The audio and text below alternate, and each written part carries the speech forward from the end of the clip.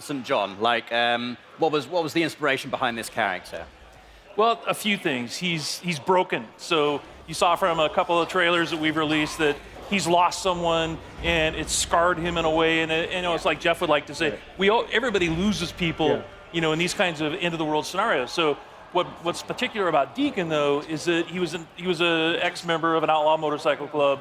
And therefore, he has a love of the open road. He has a love of motorcycles. Yeah. There's a sense of brotherhood, and you can see that here in these scenes with him and his best friend, Boozer. And so it was that combination that really sort of drew us to this particular character. Right, we're going to continue to learn about him as you're playing the game, correct? About him and his backstory and why he is the way he is. I mean, the bike is very important, right, as well? Like, yeah, we almost consider the bike to be another character. yeah. Because you only get one, and you're constantly upgrading it. You're constantly trying to repair it. You need to keep it refueled, and if you lose it, you got to go find it, and you can't whistle for a new one. So You can't whistle. right, Like a horse. Yeah, the refueling mechanic is a huge game design choice. I really, really like that. Can you talk more about how important it's going to be to be able to find fuel? Sorry. So the refueling mechanic, and actually you have to find gas to keep your bike going. It's a mechanic we haven't really seen done to this extent before. Can you talk more about that and how it changes the gameplay? Well, like in this demo, one of the things that Jeff's taking the run and gun approach. So we like to call it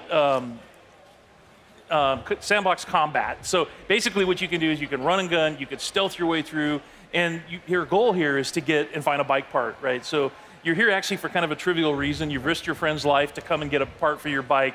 And so that shows a little bit about Deacon's character. But then as you watch Jeff play through this wide linear sequence, he can play it 100 different ways. And if you watch other people play, you'll see that, okay, they didn't take this route.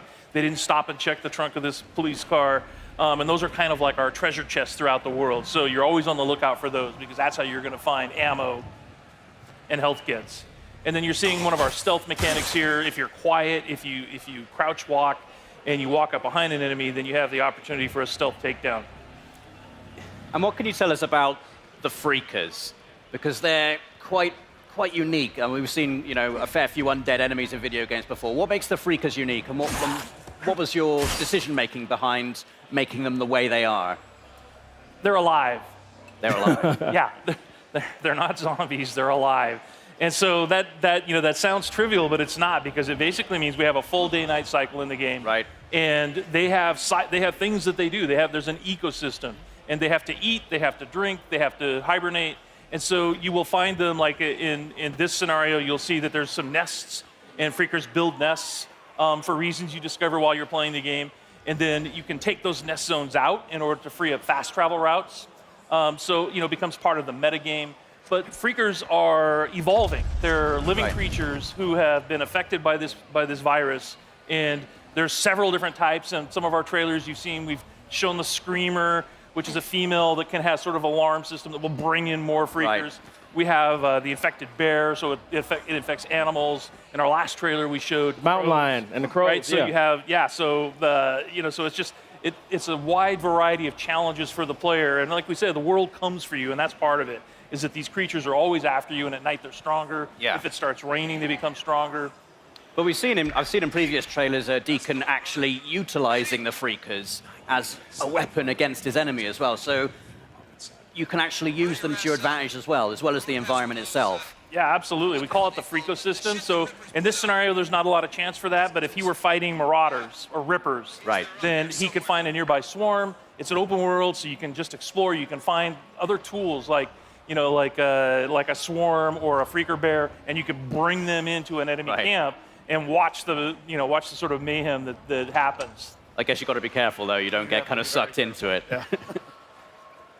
I like this gun, you guys. So you have melee combat and you have gun combat. Can you talk about how you designed and balanced for both? It's like so many different scenarios require the player to determine how they want to play it, right? So that's why we have like this full set of stealth mechanics. We have a full set of weapons that you can upgrade, and in order to do that, you have to go to the human encampment. So there's survivor encampments in the world, the only places in the world where it's safe. And you have to do jobs and missions with them in order to to earn trust. And then once you earn trust, the merchants there will sell you things. Ah, I like that. And then they, it's like, and if you want to upgrade your shotgun, or you want to upgrade, or you want to buy a silencer for it, then you have to have enough trust at that encampment in order to do that. Boozer, you there? I found the part. I'm heading out Got the to bike part. Rippers! Rippers! No, no, no! Ah! Oh! Ah, shit! He's So not this having is a the, good time. this is the inside of the Crazy Willie's truck stop, and that's one of the other things we wanted to point out is that it's full open world, but there's a lot of exploration in the game. All of the building interiors are accessible. There's no load times to get in and outside of a building or to go between regions. This is in the Belknap Wilderness, and the whole area is just completely explorable.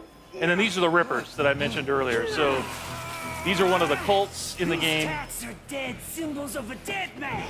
Dead symbols of the lost. Get off me! Bitches! Biker Man! You must be brought low, biker man. For you are lost, and we are found. Oh yeah, that's gonna hurt.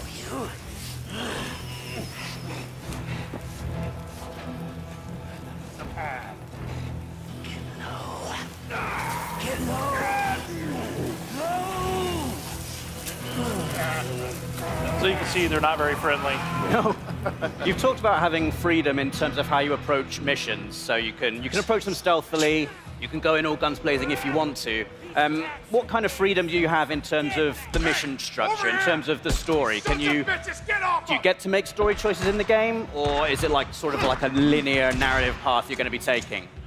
Yeah, there's several key places where you have to choose what Deacon is going to do in a key situation. So we released a bunch of footage last month, and if you watch carefully, you'll see that there's a moment where Deacon has the choice to take a man's life or to force Boozer to do it. Right. And that will have an impact on Boozer's morale. So your best friend, how he feels about you, how he feels about. So you tried doing sort of a stealthy approach, and now you're just going to go in with a shotgun and blow him away. Get that headshot. Or baseball bat, that works. Yeah. Can you tell us anything about what has happened in the world? You know, why are we in this post-apocalyptic situation? Like, are you able to reveal like kind of what has happened, what has led to this transition? Yeah, it's one of those things that we really want the player to sort of learn as they go. So there are answers, Right. but you have to explore. There's a, we've introduced this group called NERO, which is our National Emergency Response Organization. They're out in the world. They have these MMUs that you're trying to break into in order to get medical supplies. They're part of the story. And, obviously Deacon has lost somebody. We saw that in a trailer. That's part of the story. And as far as like the pandemic and the hordes that you run into constantly, these all sort of weave together to sort of explain how we got, to this place in this world. Cool. And all kinds of just visual, actual hardware upgrades, but a ton. You can really make it your own. Awesome. Well, John, Jeff, Chris, thank you so much.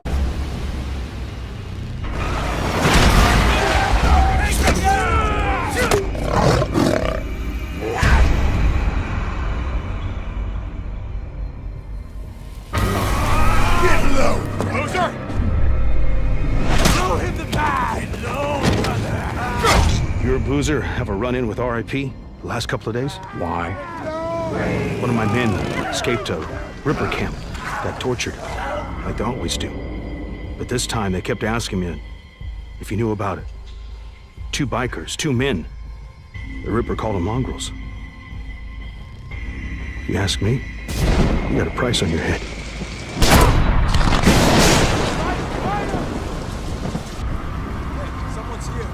You know same as me. Anything that happens here is far better than what's going on out there. Get off!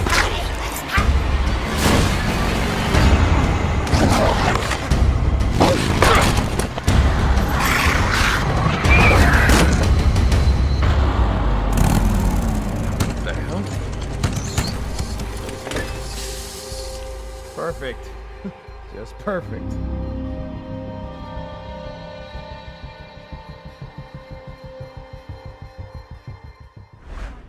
PlayStation